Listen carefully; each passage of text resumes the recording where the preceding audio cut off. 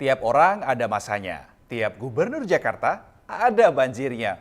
Nah, setiap gubernur Jakarta tentu punya cara sendiri-sendiri ya untuk mengatasi, mencegah banjir yang selalu terjadi sampai dengan saat ini. Tapi saya coba mau flashback dulu ke ya kira-kira 10-12 tahun belakangan lah ya. Kalau kita ngelihat pertama adalah di era Joko Widodo menjabat sebagai gubernur Jakarta tahun 2012. Jokowi ini punya program untuk mengatasi banjir adalah dengan menormalisasi gorong-gorong. Karena itu yang dilakukan pertama kali 2 bulan setelah menjabat sebagai gubernur Jakarta. Selain itu juga ada langkah lain nih yang diambil sama Jokowi pada saat itu adalah dengan cara membangun sumur resapan dan pengerukan sungai. Ini sebagai atau menggunakan dana tanggap darurat sebesar 5 triliun rupiah dari sisa anggaran pemerintah DKI tahun 2012.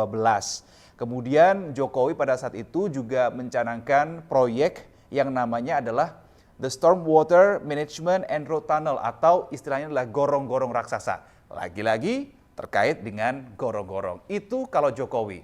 Gubernur berikutnya adalah Basuki Cahayapurnama atau Ahok. Nah, Ahok ini punya pendekatan yang berbeda. Ahok ini punya program namanya adalah big picture-nya adalah normalisasi sungai begitu ya. Dia kerjasama dengan pemerintah pusat terkait dengan normalisasi sungai ini dan pada saat itu kita tahu bahwa presidennya adalah Joko Widodo yang juga merupakan mantan gubernur Jakarta dan tepat banget, pas banget sebelum Ahok menjabat. Kemudian terkait dengan normalisasi sungai ini yang paling banyak dibicarain itu soal normalisasi Sungai Ciliwung. Nah, normalisasi Sungai Ciliwung ini membuat Ahok pada saat itu sangat aktif begitu untuk merelokasi warga yang tinggal di bantaran sungai. Sampai-sampai ada juga beberapa warga nih dan juga LSM yang menolak kebijakan dari Basuki Cahayapurnama atau Ahok. Kemudian gubernur berikutnya memang cukup singkat ya, periodenya sampai antara Mei sampai Oktober 2017 aja, yaitu Jarod Saiful Hidayat. Dia juga dalam proyeknya atau dalam programnya untuk menangani banjir, dia meneruskan apa yang sudah dilakukan sama Ahok, yaitu dengan cara atau program normalisasi sungai. Gubernur berikutnya, Anies Rashid Baswedan atau Anies Baswedan. Masih soal sungai, tetapi pendekatannya beda sama yang dilakukan sama Ahok. Kalau Ahok adalah normalisasi, Anies pakai pendekatan naturalisasi sungai begitu dan juga dengan melakukan pembangunan sumur resapan.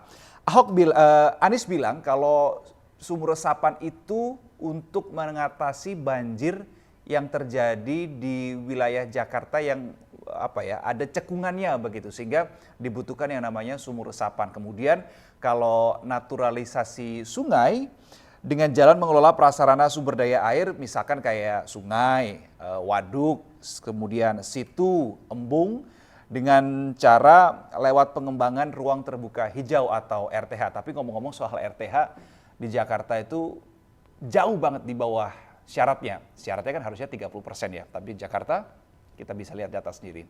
Gubernur berikutnya adalah yang sekarang menjabat Pramono Anung. Pram ini masih soal terkait dengan sumur resapan.